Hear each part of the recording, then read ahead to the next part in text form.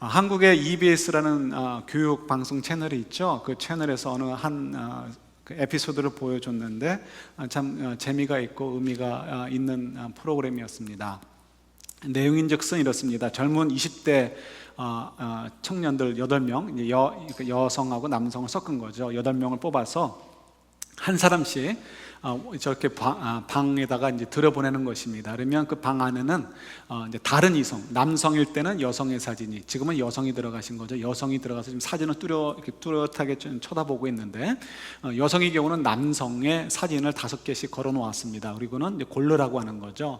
여기 중에서 가장 호감 가는 사람이 누구입니까? 한 사람씩 이제 택하게 했습니다. 그랬더니 8명이 공통적으로 잡히는 것이 있었습니다. 이것은 8명이 어떤 한 사람을 찝었다는 것이 아니고요, 놀랍게도 그 사진에 비밀이 있는 사진을 택했다는 것입니다. 그 비밀이 있는 사진은 뭐냐면, 예를 들어서 지금 여러분 보시는 사진의 오른쪽에 있는 왼쪽이죠. 그죠? 왼쪽에 있는 여성분이 이제 실제 존재하는 그 8명 중에 한 분이고요, 그분이 들어가서 5개의 사진 중에 한 사람을 고르는 것입니다.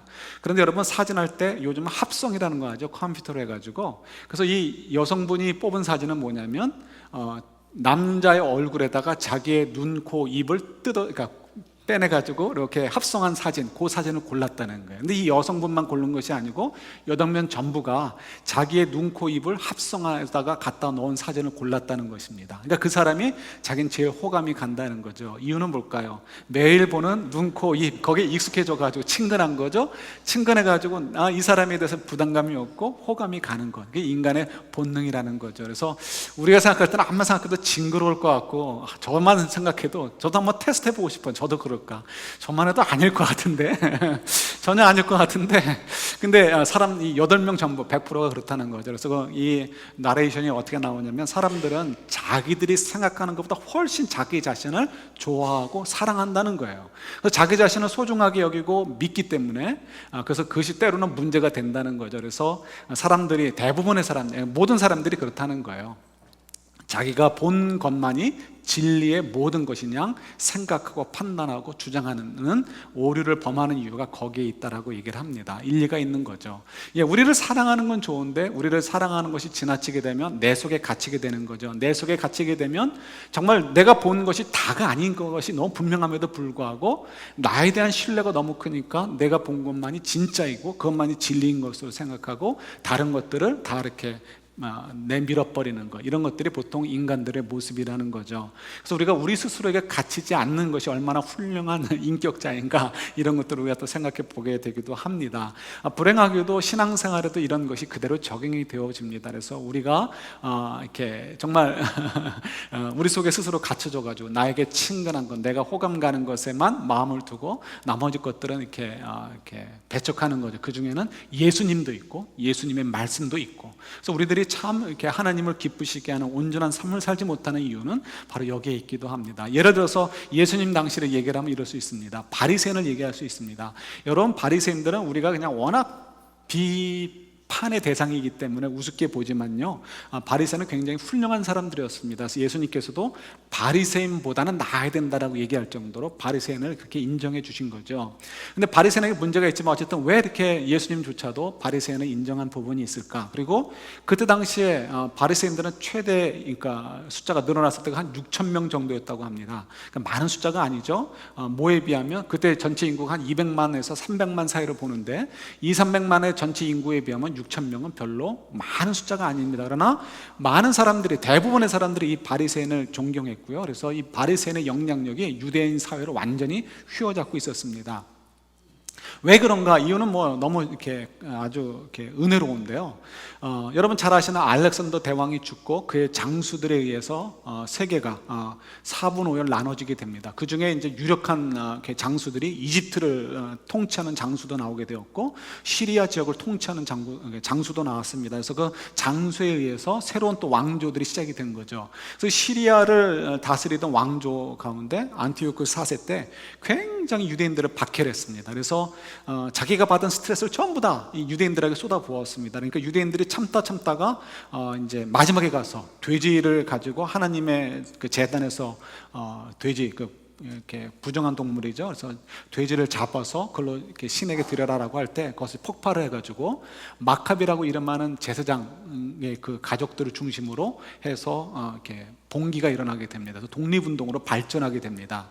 이때 아주 굉장히 중요한 역할을 했던 아주 신앙이 좋았던 사람들이 있는데 결국 성공적으로 독립운동이 돼가지고요 한 100년 정도 다음에 이제 이 로마에 의해서 점령될 때까지 한 100년 가까이 그 시간 동안 이스라엘이 잠깐 동안 독립을 하게 되어집니다. 그때 독립을 하고 나서 독립운동이 성공했으니까 독립운동에 참가한 사람들이 농공 행상에 참여해야 되죠. 나는 뭐 달라, 나는 뭐 달라 이래야 되잖아요. 그런데 요 바리새인들, 요 이렇게 일 그룹의 아주 신앙 좋은 사람들은 농공 행상에 참여하지 않았습니다. 그리고 우리는 정치나 권력에 관심 없습니다. 우리는 그저 신앙생활에만 열심히 하나님에 대한 열심만 가지고 살겠습니다 해서 나와서 신앙생활만 정진했던 사람들이 있습니다. 이 사람들이 바로 바리새인들입니다. 그러니까 얼마나 존경받을 만한 사람들이에요. 그래서 이분들이 했던 일들은 어떻게든지 율법을 잘 지켜서 율법에 의해 이르게 되고 그로 말미암아 이 메시아적 소망이 이 땅 속에 이루어지게 해야 되겠다.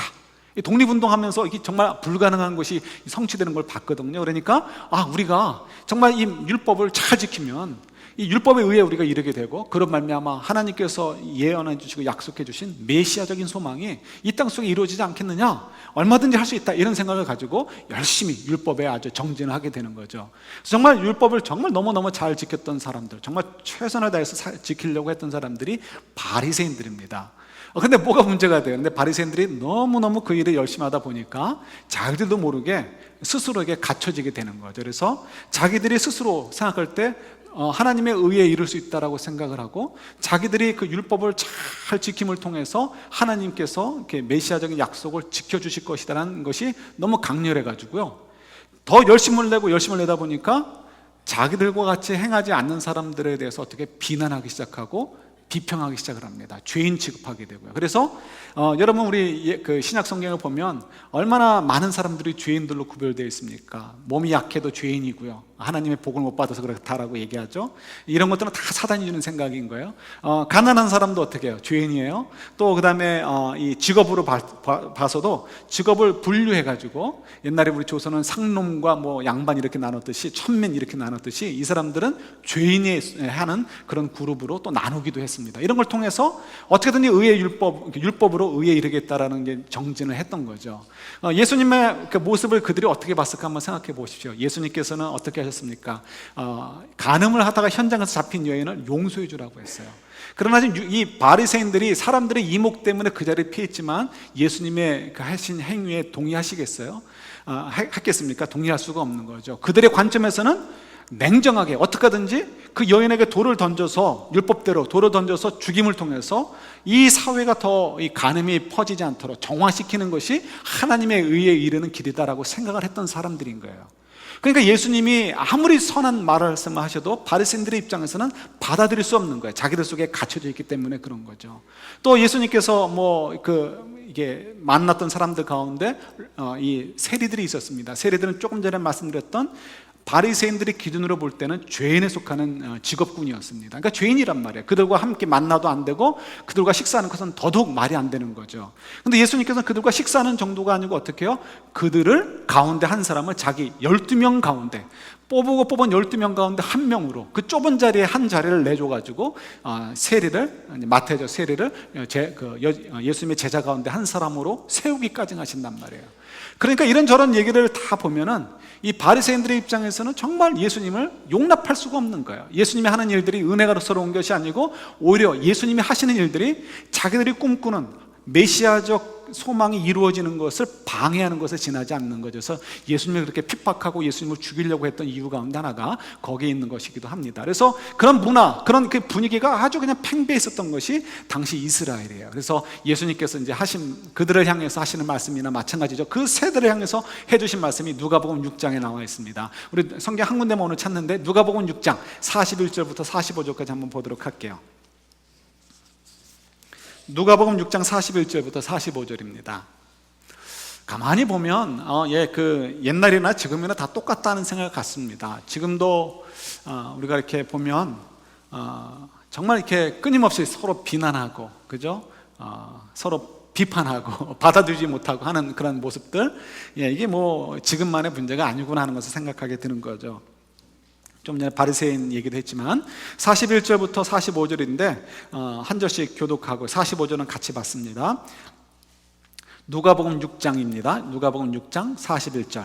어찌하여 형제의 눈 속에 있는 티는 보고 내 눈 속에 있는 들보는 깨닫지 못하느냐? 너는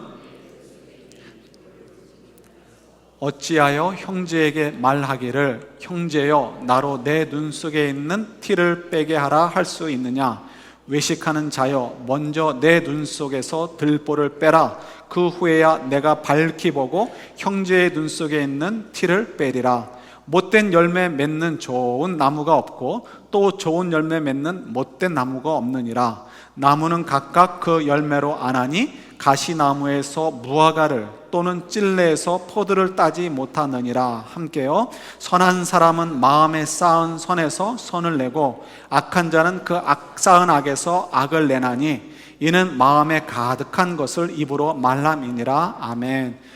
이 앞에 보면은 이제 35절에 원수를 사랑하라. 그럼 하나님이 상 주실 거야 라는 얘기 나오고 36절에서 이런 말씀이 있죠. 자비를 받은 사람은 자비를 베풀어야 된다. 이것이 당연하다라는 것을 또 얘기해 줍니다. 이건 다시 말해서 뭔 얘기냐면 우리 모두는 다 죄인이라는 거죠. 그러니까 직업으로 죄인을 나눌 수도 없는 거고 우리 모두가 다 죄인이라는 거예요. 하나님의 율법을 지킨다고 의에 이를 수 없고 우리 죄인이기 때문에 어쩔 수 없는 거죠. 그래서 바리새인들도 마찬가지라는 거예요. 바리새인들도 정말 하나님의 은혜가 아니면 구원받을 수 없다. 그래서 우리 신명기서라든가 또 로마서 2장 같은 데 보면 우리가 마음의 할례를 받아야 된다라고 말씀이 나오죠. 그래서 하나님의 은혜를 받지 못하면 우리가 구원을 얻을 수 없음을 얘기해 주고 계십니다. 그러면서 그렇기 때문에 우리가 하나님의 용서를 받았고 내가 죄인이었다는 것을 안다면 우리가 지금 아까 얘기했던 대로 유대인들 사이에 팽배했었던 그렇게 쉽게 누구를 판단하고 죄인으로 취급하고 예수님이 하시는 일들도 다 거부감이 생기는 이런 것들은 썸씽롱이라는 거죠. 그래서 옳지 않다. 그래서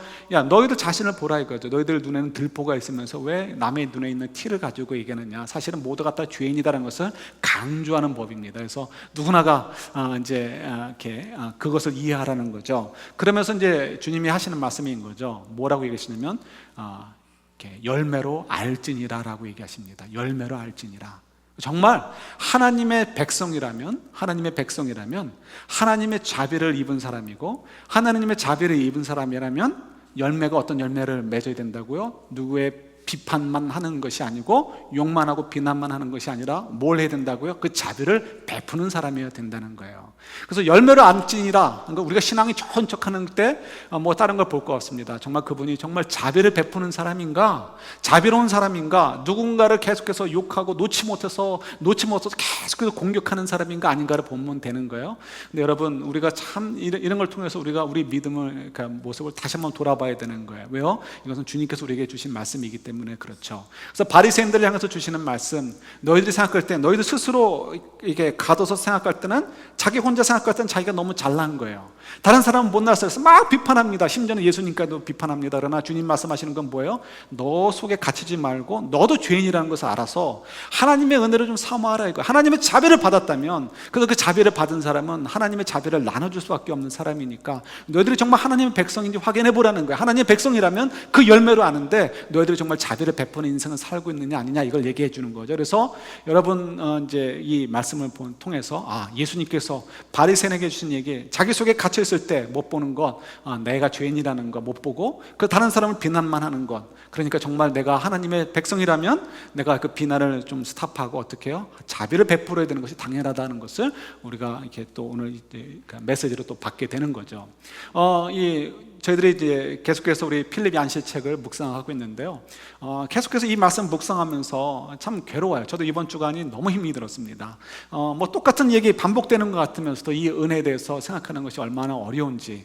챕터 16번째 챕터죠. 그냥 그 책은 금방 뭐 여러 번 읽었지만 또 그냥 후룩 지나갔습니다. 그런데도 마음이 참 편치가 않아요. 편치가 않고 그래서 그냥 정말 아주 이번 주에 설교 준비하는 게 너무너무 힘이 들었어요. 이 율법 이 은혜를 참 곱씹는다는 게 얼마나 어려운지. 그래서 오늘 아침 같은 경우에는 시작하기 전부터 진이 다 빠지는 것 같아요. 너무너무 힘들었던 것 같아요. 뭐 설교를 만드는 거는, 글자를 만드는 거는, 문단을 만들고 문장을 만드는 건 쉽겠죠. 그러나 그것이 아니고 제 그 영으로부터 이게 정말 이렇게 일어나고 정말 주님께서 저의 감동을 주는 그 말씀을 찾는 것은 참 어렵다는 것을 느껴보게 됩니다. 이 헤럴드에 대해서 이해하는 것도 참 그런 것 같아요. 우리가 볼 땐 쉽게 헤럴드 참 웃기는 사람이야 할 수 있을지 모르지만 사실은 우리들의 모습인 거죠. 헤럴드에 대해서 간단히만 소개하면 여러분 읽으신 것을 전제로 이렇습니다. 헤럴드가 이렇게 남부 아주 그 백인들 교회, 보수적인 교회에서 자랐죠. 그래서 필립 얀시가 어렸을 때 아버님이 돌아가셔서 외로울 때 굉장히 많이 도와줬던 형이기도 합니다. 그래서 필립 얀시는 다른 사람들은 헤럴드를 미워하고 이렇게 싫어했어도 얀시만큼은 이 헤럴드를 참 좋아했습니다.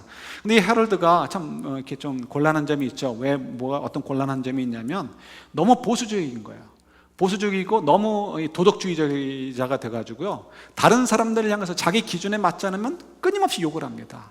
뭐 저런 사람이 있어, 뭐 저런 사람이 있어, 저런 사람이 있어. 그러니까 결국 그 보수적인 교회에서도 이렇게 견디지 못해서 다른 데를 가게 되고요, 나중에 가서는 미국에서조차 살 데가 없는 거예요. 그러니까 다른 곳으로 이민 가야 되겠다고 해서 백인 나라들을 중심으로 이제 나라를 이렇게 찾다가 남아공으로 이민을 가게 됩니다. 이민을 간 이유가 뭐예요? 그때만 해도 아직 이제 만델라 대통령이 나오기 전이니까 백인들이, 소수 백인들이 흑인들을 통치하고 있던 때고요.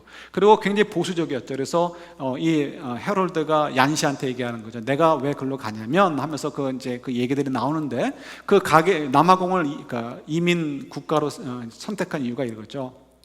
거기는 플레이보이지도 함부로가 아니고 갖고 들어갈 수도 없고, 그죠? 그리고 또 낙태 같은 것도 불법이고, 또 흑인과 백인의 결혼도 불법이고, 그 다음에 사람들이 우리 전에도 얘기했듯이 예배 시간엔 껌도 씻지 않고, 그죠? 그리고 청바지도 입지 않고, 기도할 때 주머니에 손도 넣지 않고, 그리고 뭐 떠들지도 않고, 선생님을 보면 일어나서 공손하게 얘기할 줄도 알고, 이런 것들이 정말 그의 기준에는 너무 맞아 떨어지는 거예요. 그러니까 그는 이제 그 나라로 가게 된 거죠. 그 나라가 우리가 어떤지는 우리 지난주에 얘기했었으니까 넘어가도록 할게요. 그래서 그 나라로 갔습니다. 좋다는 거예요. 다 좋은데 그곳에서 이제 지나면서 시간이 상당히 많이 지났습니다. 그래서 한번 남아공에 갈 일이 있어서 그 헤럴드 형을 이제 얀시가 찾아보러 가게 되죠. 찾아보러 갔는데 놀랍게도 그 형이 집에 없는 거예요. 그리고 그 아들은 마약에 쪄들어가지고 이게 피앙세가 있는데 피앙세도 마약을 고치는 장소에서 함께 만난 사람들. 그러니까 벌써 외모에서 드러나게 되는 거죠. 굉장히 당황스럽고 집도 굉장히 침침하고요.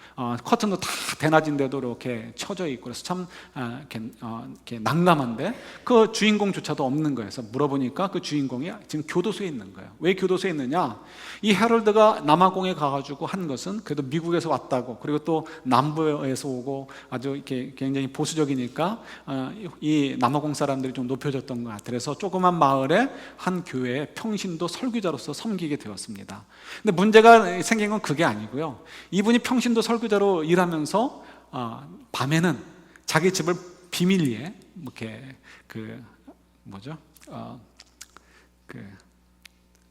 음란물 파는 게 뭐죠? 포르노샵으로 책을 읽으셨다는 거예요. 포르노를 좋아하신다는 게 아니고 포르노샵으로 활용해서 이제 사용하는 거죠. 그래서 그것만 해도 문제인데, 여자들에게 편지를 써가지고요, 이게 음란한 내용을 전달하고 하는 걸 통해 가지고 막 그냥 여성들을 괴롭히다가 그것이 이제 고발돼가지고 결국 교도소에 들어가게 된 거예요. 그래서 얀시 입장에서 너무 이게 참 충격이 된 거죠. 얀시의 아내도 굉장히 충격이 되었다고 합니다. 왜냐하면 늘 언제나 편지를 받아보면 얀시의 와이프는 편지만으로 이제 헤럴드를 아는 거죠.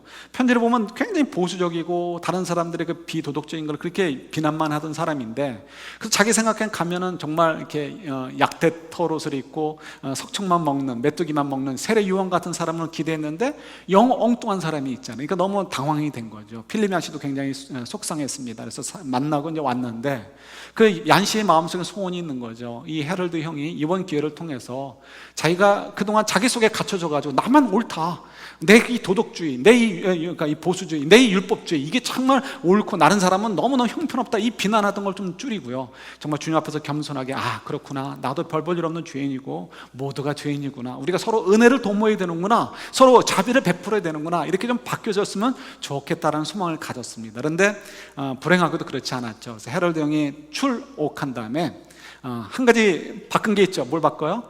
편지를 그동안 손으로 썼는데 이번에는 타자기를 사가지고 타자를 써가지고 여전히 편지를 씁니다. 근데 편지는 더 신랄하게 비난하는, 다른 사람들을 비난하는 소리가 담겨져 있었고, 더 많은 편지들을 그가 쓰고 그 인생을 마무리하게 되었다는 거죠.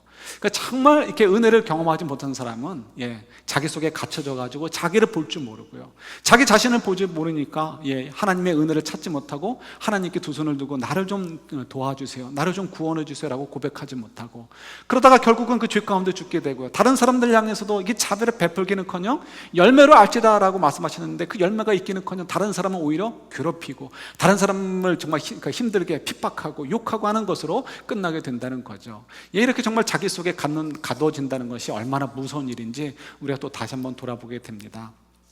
오늘 본문을 여러분 사무엘상을 보시면 그 미가의 집에 대한 얘기가 17장에 나왔고요, 또 18장에는 또 이 미가의 집의 이야기와 또 단지파 사람들의 이야기가 나옵니다.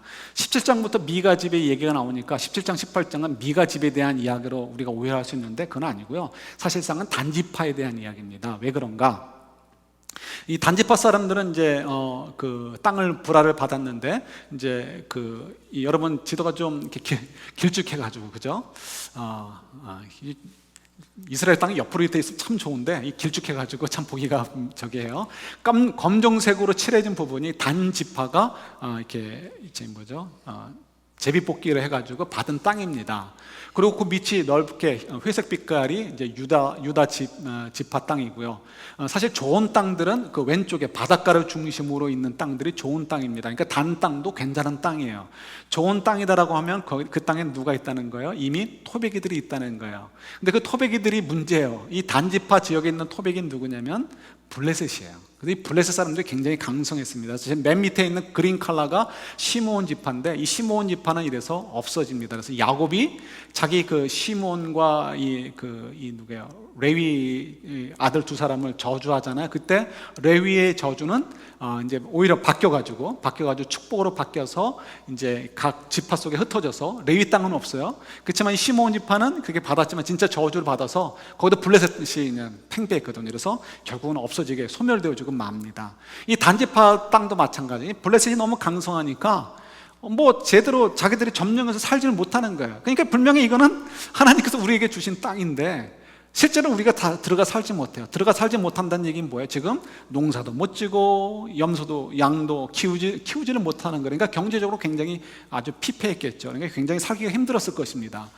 그때 이분들이 뭘 해야 되는 거예요? 자기 속에 갇히지 않고 자기를 어떻게 돼? 하나님의 은혜 속에 던졌어야 되는 거예요. 근데 이 사람들은 그만 자기 속에 그냥 자기를 가둬버리게 되고, 자기 속에 가두게 되니까 하나님의 도우심을 구하지 않게 되는 거예요. 그거 쉽지 않죠. 왜요? 하나님의 도우심을 구한다는 건 하나님을 믿는 것인데, 하나님 믿는 것이 어렵죠. 왜? 하나님은 안 보이잖아요.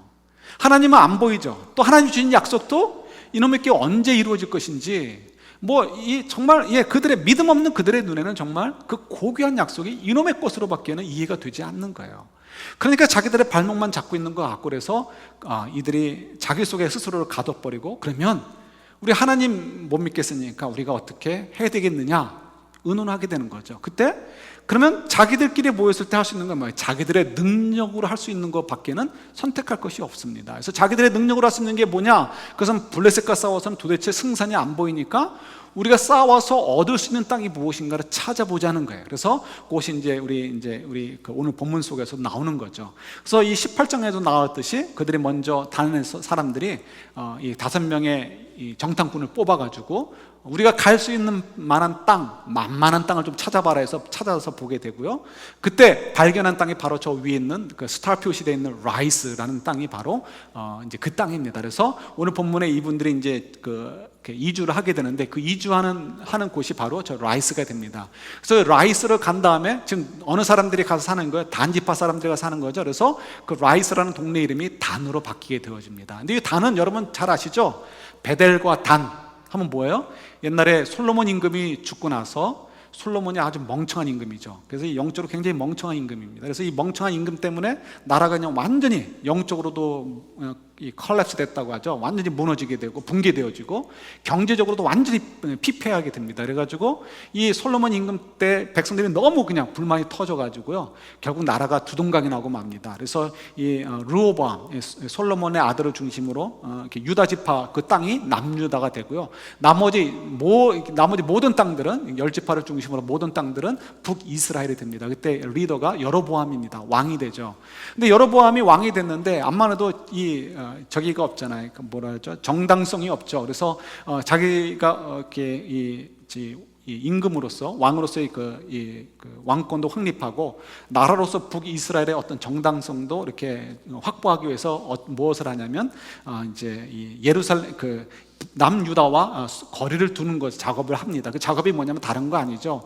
종교가 있는 믿음 있는 국가니까 믿음이 좋든 안 좋든 다 하나님을 섬기는 것에 대해서는 다 동의합니다. 실제로 하나님을 섬기든 안 섬기든 마찬가지인 거죠. 마치 우리가 많은 사람들이 주일이면 교회를 가요. 그러나 교회를 간다고 전부 다 성도가 아닌 거죠. 오늘 그 일부 예배 끝나고도 어느 분한테 얘기를 들었는데, 한국에 다녀오신 성도님한테 얘기를 들었는데 깜짝 놀랐어요. 어느 교회에서 참 덕이 안 되는 얘기인데, 어느 교회에서 그 담임 목사 방을 이렇게 바꾸는데 어느 성도님이 도네이션을 가지고 바꿨대요. 근데 이제 그 공사를 한 분을 만난 거죠. 친구라서. 근데 그 도네이션 액수가 얼마냐면 7억이래요. 7억. 그 접견실하고 차장 시니어 패스터 방을 바꾸는데 뭐 한 억씩으로 바꿨대요. 미국 돈으로 60 몇만 불을 들여서 바꿨다는 거예요. 그러니까 그 성도님인데, 그분이 그 성도님인데 그 공사를 책임지고 공사를 했던 분이 거기서 시험에 들어가지고 아예 교회를 안 나가 버린다는 거예요. 그렇죠? 참 너무너무 안타까운 거예요. 그럴 때 과연 정말 그 일들을 하시는 분들이 교회 중직자고 목사고 그럴 텐데 정말 그 자기들이 하는 일들이 무엇인지 알고 할까? 그죠? 생명 있는 한 양이 떨어져 나갔잖아요. 물론 때가 되면 또 다른 교회 나가시겠지만 너무 안타까운 거죠. 그래서 우리가 사실은 목사라고 해서 안심할 것도 아니고, 장로라고 해서 안심할 것도 아니고, 집사라고 해서 안심할 것도 아니고요, 신앙생활, 교회 생활을 내가 50년 했어도 조금 더 우리가 의지할 것이, 믿을 것이 하나도 안 된다는 사실을 우리가 참 사실은 염두에 둬야 되는 거죠. 그래서 이 이스라엘 백성들도 태생적으로 이렇게 하나님을 믿는다고 하지만 실제로는 믿지 않는 거죠. 그렇다 어쨌든 간에 예루살렘에는 그래도 주일이면 교회를 가듯이 절기 때마다 가서 제사를 드려야 된단 말이에요.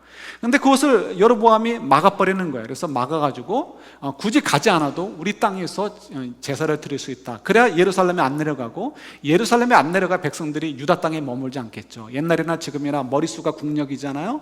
혹시라도 북이스라엘 사람들이 자꾸 예루살렘에 가다가 나 예루살렘에 살아야지 해버리면 곤란하니까, 그래서 이제 마치 38선을 긋듯이 그어버리고 내려가지 않도록 정책을 핍니다. 그래서 베델이라는 곳, 바로 오늘날로 얘기하면 38선 근처 위에 있는 도시에다가 하나의 단을 만들고, 그 다음에 저 북쪽에 지금 라이스 단이라고 하는 도시에도 또 단을 만듭니다. 그래서 황금 송아지를 만들어서 여기서 황금 송아지를 이렇게 예배를 드리면 그 바로 하나님께 예배를 드리는 것이니까 예루살렘에 갈 필요 없다, 이렇게 얘기를 하게 되어집니다. 그래서 그런 일들이 벌어지는데요, 우리가 상식적으로 생각해도 베델은 이해가 되잖아요. 예루살렘 내려가는 길목이니까 사람들 붙잡기 딱 좋죠. 근데 저 북단 맨 끝에는 사실상 그 사람이 누가 얼마나 많이 있겠다고 그쪽에다가 또 황금 송아지를 세우냐는 거예요. 이유가 있다는 거죠. 왜냐? 그 이유가 뭐냐면 그만큼 단이라는 것은 당시에 영적으로 이렇게 부패되는 어떤 상징적인 도시였고, 사람들이 하나님께 예배를 드리러 온다고 해가지고, 제사를 드리러 온다고 해가지고 유명하게 모였던 곳이 바로 저 단이라는 곳이죠. 그럼 왜 그런 도시가 형성되어졌느냐 하는 것을 이해할 때 우리가 그 오리진, 그 기원을 알 수 있는 것이 바로 17장, 18장의 내용입니다.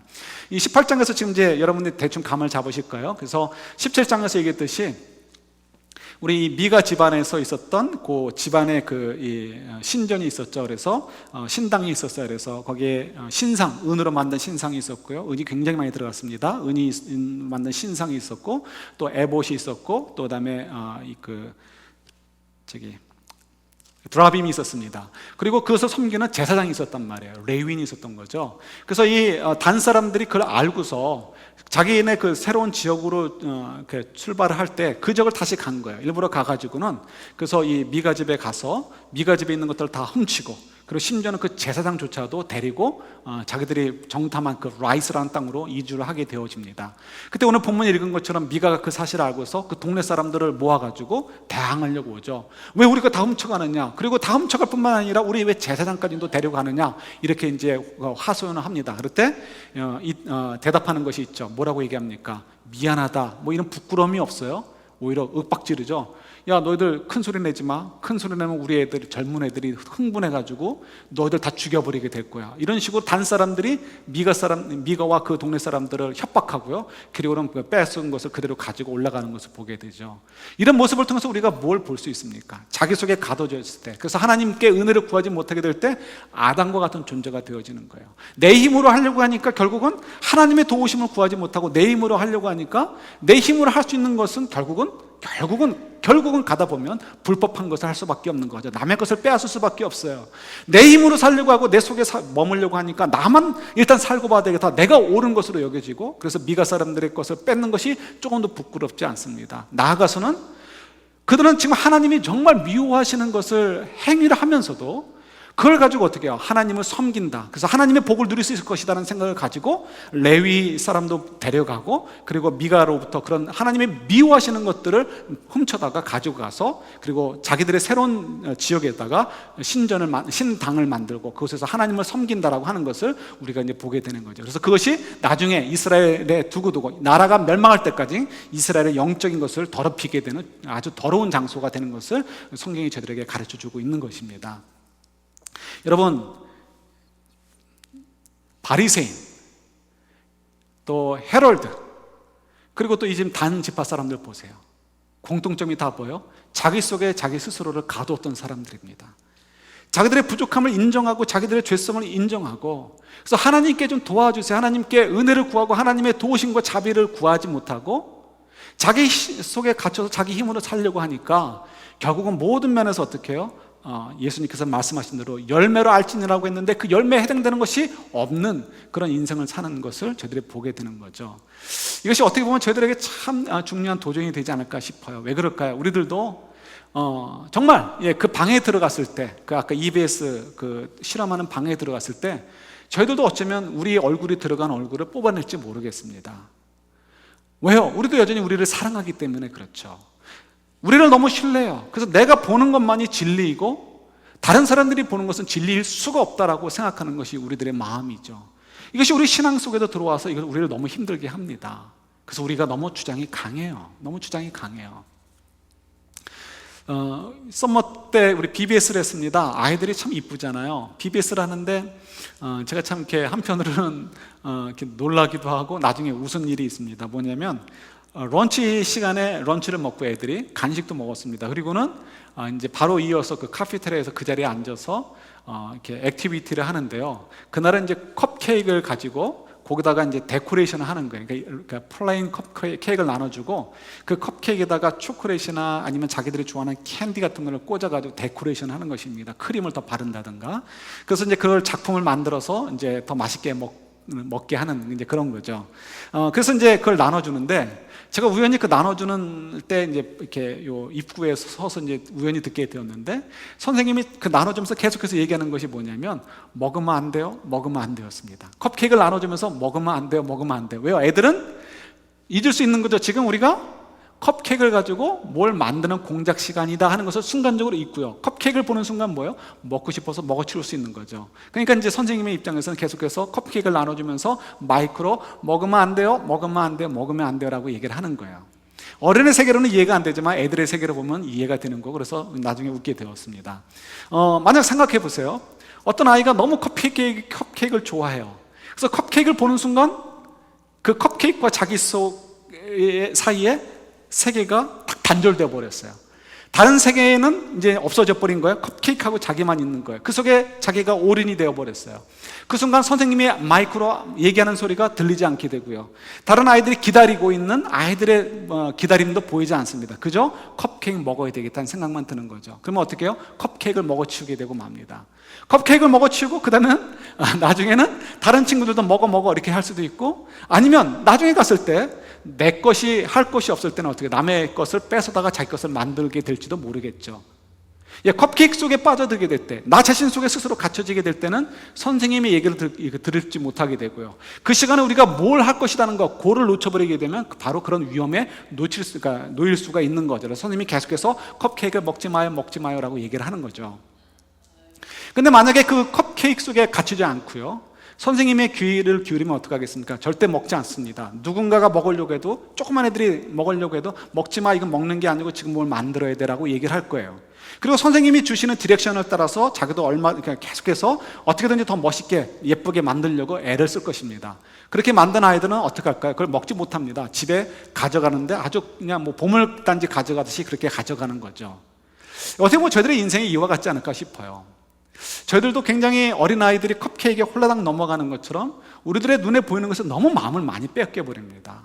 그 마음을 뺏겨버리는 것에 우리가 이렇게 마음이 올인이 되어지니까 그 속에 우리가 갇혀버리게 되는 거죠. 그래서 그 다음에는 우리 인생에 대해서 디렉션을 주시려는 예수님의 음성을 듣지 못합니다. 성령의 인도하심을 우리가 듣지 못해요. 예수님께서 우리 인생에 가지고 계신 하나님의 그 계획, 그 클래스를 통해서 이루시려는, 우리 인생을 통해서 이루시려는 그 멋진 아름다운 케이크에 대해서, 컵케이크에 대해서 상상을 하지 못하게 되어집니다. 그러니까 저희들도 모르게 자꾸 내 마음대로 컵케이크를 홀라당 먹어치우고 다른 사람들도 먹어 한다든가, 아니면은 다른 사람들이 다른 사람의 것을 뺏는 것처럼 내 거 먹었으니까 내가 하기 위해서 다른 사람 것을 빼서라도 갖다 놓으려고 하는 그런 우리들의 그 모습들이 우리들 가운데 있는 거죠. 적어도 우리 믿는 사람들이 성령의 음성을 들을 수 있다면, 내 속에 갇혀지지 않아서 하나님의 그 은혜를 사모하는 저희들이 되어졌다면 우리가 좀 달라졌을 텐데, 그러지 못한 우리들의 모습이 있는 거죠. 우리가 하나님의 은혜를 사모할 수 있어야 됩니다. 왜요? 우리 속에 스스로 갇혀지지 않고 우리 모습을 정직하게 겸손하게 보면 우리 자신이 너무나 형편없다는 것을 인정할 수밖에 없기 때문에 그렇습니다. 아주 조그마한 것조차도 하나님이 도와주지 않으시면 어떻게 할 수 있겠습니까? 할 수 없어요. 그건 저는 100% 믿습니다. 여러분들도 믿지 않으셔요? 그런데 우리는 하나님의 은혜를 구하지 않아요.